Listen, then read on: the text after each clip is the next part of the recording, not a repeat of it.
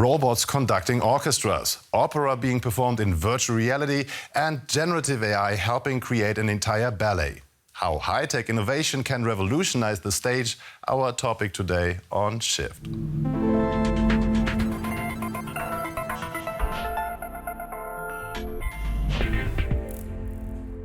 Will robots really start replacing us in the arts world?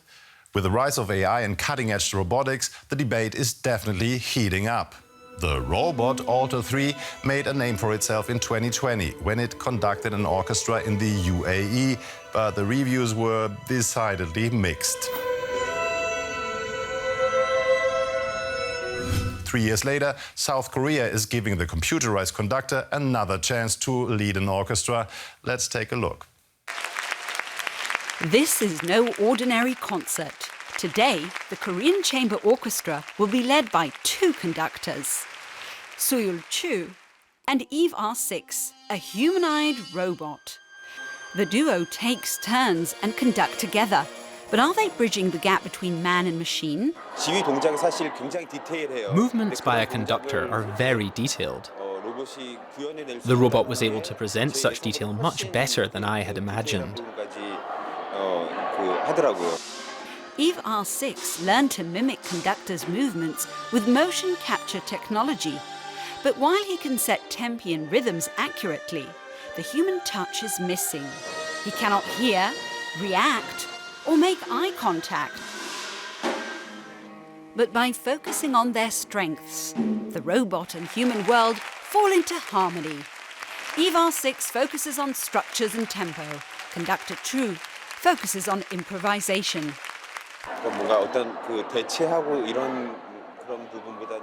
I think it was a recital that showed that robots and humans can coexist and complement each other, rather than one replacing the other. Man and machine, quite the team indeed. AI too has taken to the stage recently. The Fusion project, for example, features a German ballet company, a British beatboxer and generative AI. In the Fusion ballet, artificial intelligence turns artificial artist. It's considered the world's first AI ballet. Choreography and music created using artificial intelligence. The set and costumes are inspired by AI too. Fusion took to the stage at Leipzig Opera for this summer season. Composer Harry F. uses AI to generate synthetic voices he can use in performances.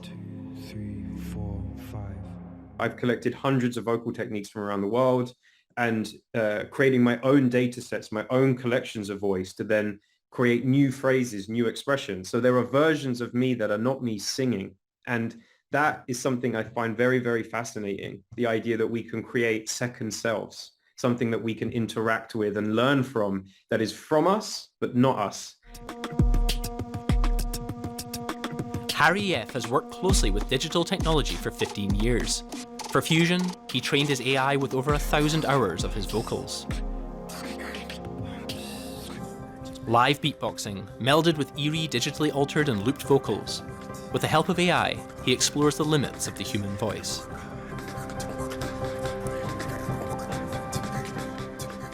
I feel like my ability to unlock my voice, I've been able to control my voice in a way that has never happened before. And it's that level of control and that level of expertise in my hyperspecialism I very much owe to how I've embraced working with machines.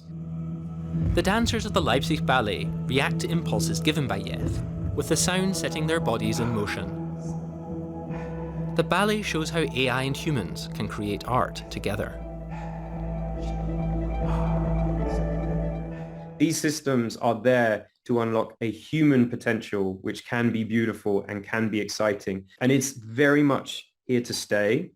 And I think we should lean in and understand and help younger generations know how to use this power appropriately instead of covering our eyes and ears and pretending it does not exist. When it comes to experimenting with new tech, the Augsburg State Theatre is a real trailblazer. Here you can see industrial robots as ballet dancers or entire operas in VR, or you can dive into augmented reality. This QR code is concealing a world of surreal adventure. Leonora Carrington's production Ein Flannelnachthemd takes place in augmented reality. Augsburg State Theatre is taking the stage to the city's streets with this radical new production. The QR codes are everywhere, on the streets, on postcards, and online. There aren't the same barriers like buying a ticket or choosing an outfit. You can just experience the theatre in the city. Benjamin Seufert makes it happen. His 3D models make the stage for the actors, who are recorded in front of a green screen, in 2D. That introduces an interesting challenge for them.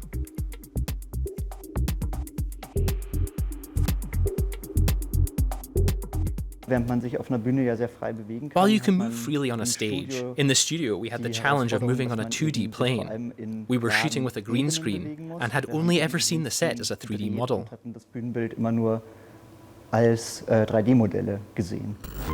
In another project, Augsburg State Theatre is performing the opera Erwartung, but this time as an interactive game. Erwartung will become a VR game. Arnold Schoenberg's opera, but in a 360-degree walkable environment that the audience can experience in first person. The perspectives change throughout, and they have to solve tasks. It'll be a completely different opera experience.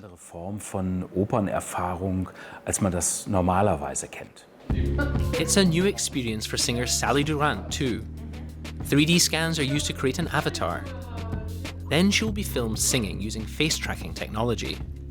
AI software will then project her facial expressions onto the avatar.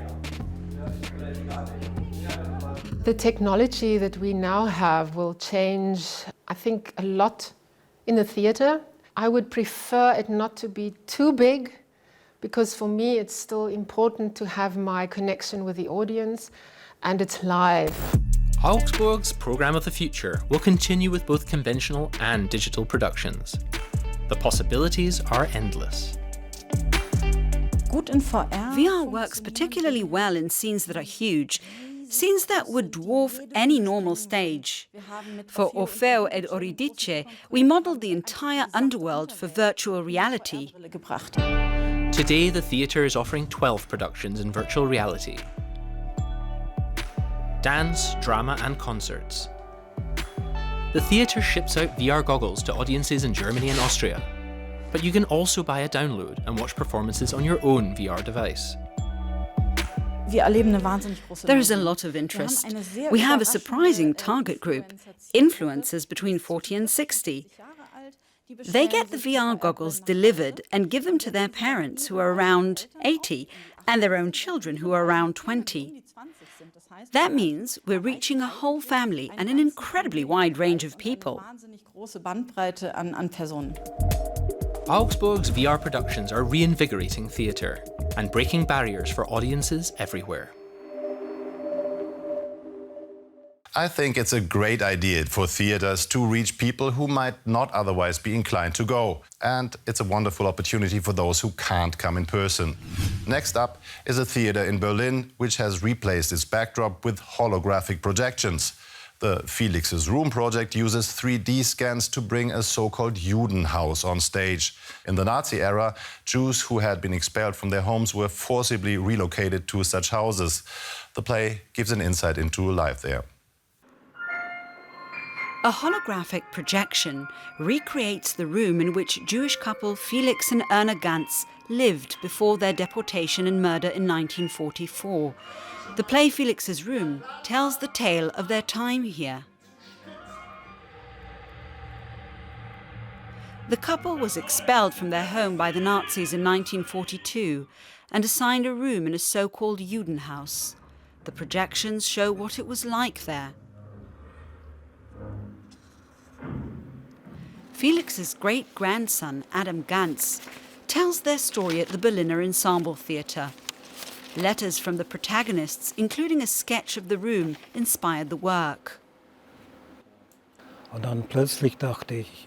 And then I thought, I need to rebuild the space.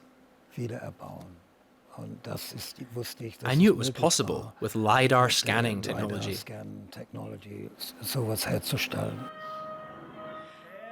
The British studio ScanLab Projects designed the virtual set. It took the team 2 months to recreate Felixs room using his sketches. They used LiDAR technology to create 3D models from them. The scans are projected onto translucent curtains from 5 angles.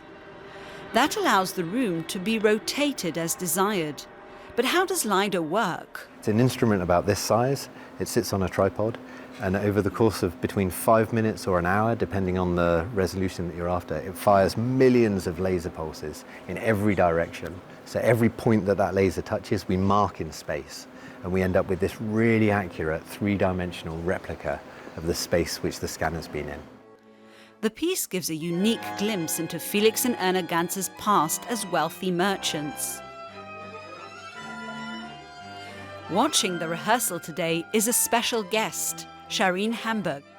Erna and Felixs Ganz's grandniece has come to Berlin especially from Australia. There wasn't here. I think, some of the scenes are incredibly powerful. The ballroom scene and the bombing scene when they get smaller and smaller, that really caused a shiver down my back. The Nazi era saw millions of Jews expelled, persecuted, murdered. Felix and Erna Ganz's story is just one of many. 3D projection technology is a tremendously powerful tool, giving the audience an intimate glimpse into this heart-wrenching story. Holographic projections and virtual environments allow for different kinds of personal interaction with theatre, opera and music. In this case, it adds a whole new dimension to a truly moving story. But what about AI? Art is something intrinsically human, so should we be using AI for it at all? Ultimately, it should be up to the artists. I think that art needs to be somehow connected to our reality, but that reality today is one which is increasingly influenced by technology, so why not involve robots and generative AI? What do you think? Can AI add to the art world without taking anything away? We would love to hear from you. See you next time. Bye.